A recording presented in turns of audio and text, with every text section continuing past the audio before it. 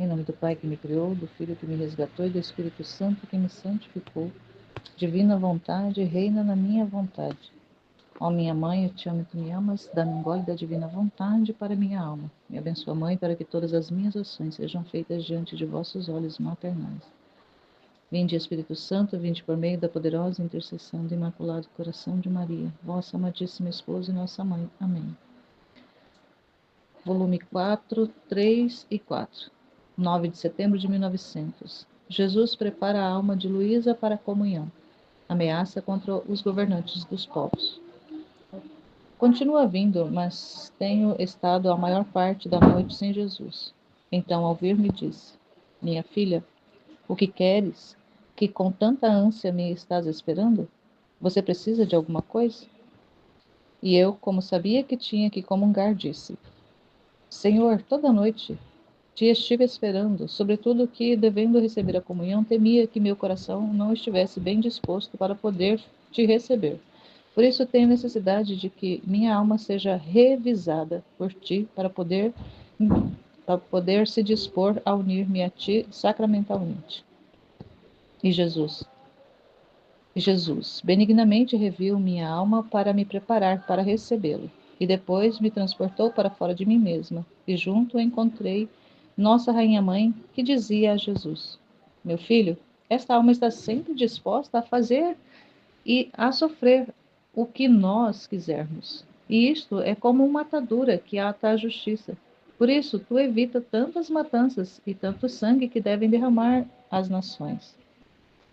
E Jesus disse: Minha mãe, é necessário o derramamento de sangue, porque quero que esta estirpe do rei caia de seu reinado, e isto não pode ser sem sangue.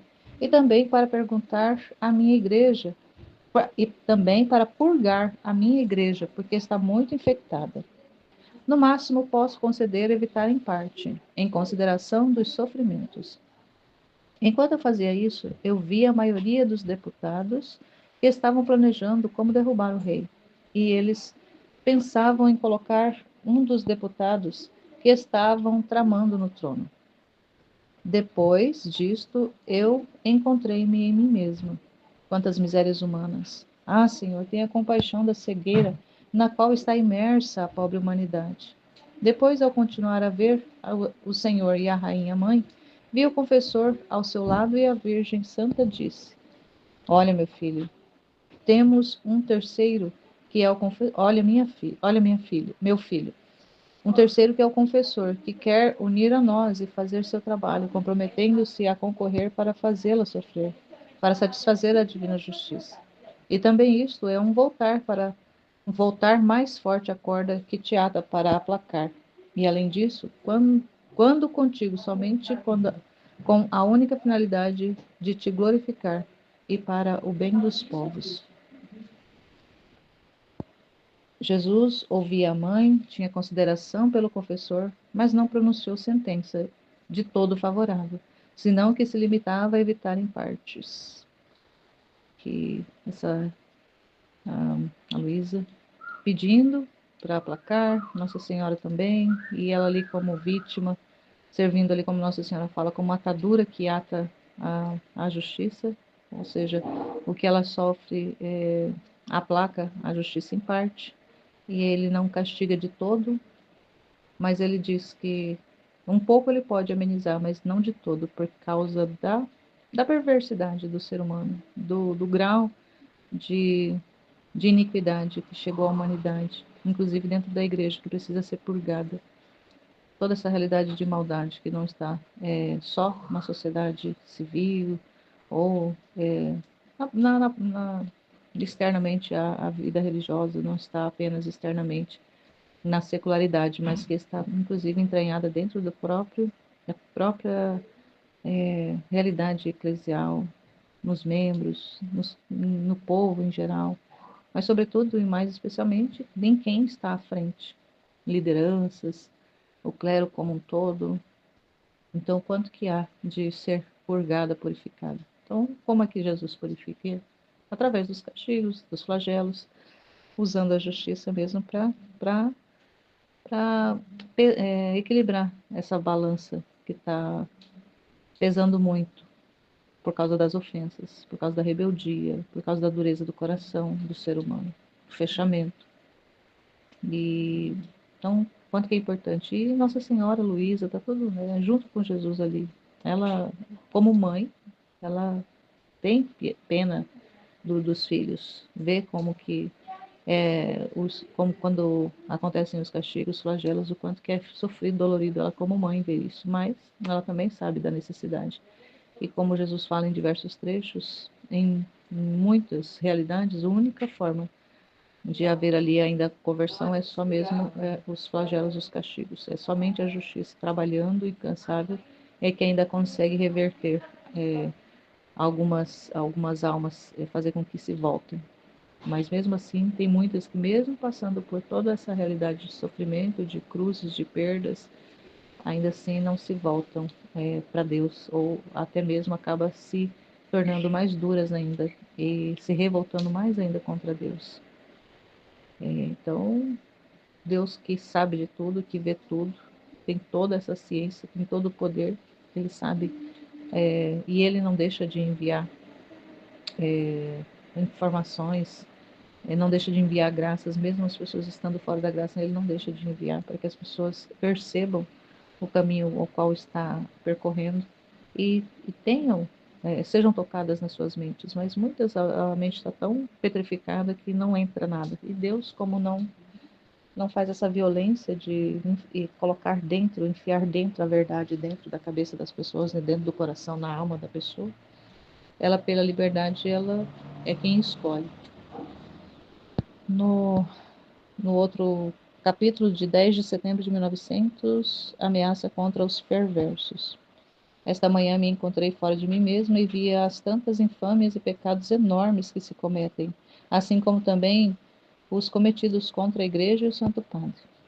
Depois, voltando em mim mesma, veio o meu amável Jesus e disse-me: Que dizes tu do mundo?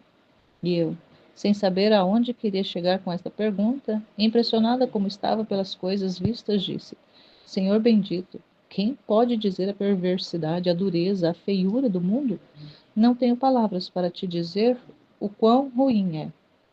E ele, tomando ocasião de minhas palavras, acrescentou: Viu como é perverso? Tu mesmo disseste: Não há maneira de fazê-lo render-se. Depois que quase lhe tirei o pão, permanece na mesma obstinação, bastante pior, e por agora vai consegui-lo com os roubos e com as rapinas, fazendo mal aos seus semelhantes. Portanto, é necessário que você toque a pele, caso contrário, você vai perverter mais. Quem pode dizer como fiquei petrificada antes de falar de Jesus? Me parece que fui eu a ocasião para fazer que se irritasse contra o mundo, em vez de desculpá-lo. O tenho pintado preto. Depois fiz o que pude para desculpá-lo, mas não me prestou atenção. O mal já estava feito. Ah, Senhor, perdoe esta falta de caridade e use misericórdia. Aqui a Luísa percebe, ela percebe a perversidade do mundo, a malignidade, a feiura. Ela percebe por ela mesma, ela vê. Jesus dá para ela essa graça dela ver. E aí quando ele pergunta, ela fica assim meio assustada, mas ela responde a verdade. E aí ele fala: Tá vendo? Até você viu como é que tá. E como é que eu vou fazer? Como é que eu vou fazer se não for usando os castigos? Se até mesmo castigando, eles ainda assim se tornam mais obstinados? Nossa, meu Deus, a gente não tem noção. A gente não tem noção de como é que está o mundo. A gente vê algumas coisas por causa dos meios de comunicação. A gente vê algumas coisas porque não dá para ver tudo, mas Jesus vê tudo. Mas a Luísa, na época dela, não tinha esses meios de comunicação que nós temos. Mas ele dava a graça dela ver, dela ter ali o contato com muitas realidades do mundo mesmo, porque ela precisava também fazer esses giros. E imagina a gente que tem ali também, nós não temos a graça de ver sobrenaturalmente, mas nós vemos naturalmente através da tecnologia. A gente vê como que o mundo está descambando na perversidade, na malignidade, na injustiça, em toda essa realidade maligna mesmo, o homem se tornando demônio. E tantos casos que a gente vai ouvindo aqui e ali, é ponto alto que realmente a gente não consegue acompanhar tudo, mas algumas coisas pontuais que a gente vai vendo, a gente percebe, meu Deus, a que ponto que o homem chegou, a que ponto o homem está chegando, o que, que o homem é capaz de fazer sem Deus. E aí, quando ela concorda, ela percebe isso, e a gente também, quando a gente vê, a gente concorda, sim, Senhor, faça. A gente fala fiat para o Senhor agir, para o Senhor fazer aquilo que ele precisa fazer, aquilo que ele tem que fazer, que ele faça, e a gente concorda com ele. Aqui a Luísa, quando concorda, depois ela meio que se arrepende, porque ela vê que é como se ela tivesse, com essa concordância, dando mais força até para Jesus agir castigando o ser humano. Aí ela, depois que ela vê, ela ficou assim, até mesmo pedindo perdão, querendo se desculpar para poder ele não castigar. Ela se sentiu ali como se ela não tivesse caridade, mas ela estava vendo a verdade, e a caridade é a verdade. A gente tem que perceber isso. Ali ela achou que, falando a verdade, ela estava faltando com a caridade com o semelhante. Mas, na verdade, a verdade é a caridade é a verdade. A gente tem que pensar muito nisso. E se Deus está agindo, Deus está fazendo, Ele sabe melhor. Ele sabe melhor. Então, quando a gente, às vezes, a gente não fala, Senhor, faça isso, faça aquilo, a gente não tem esse poder, e mesmo porque a gente não tem essa visão que o Senhor tem do todo.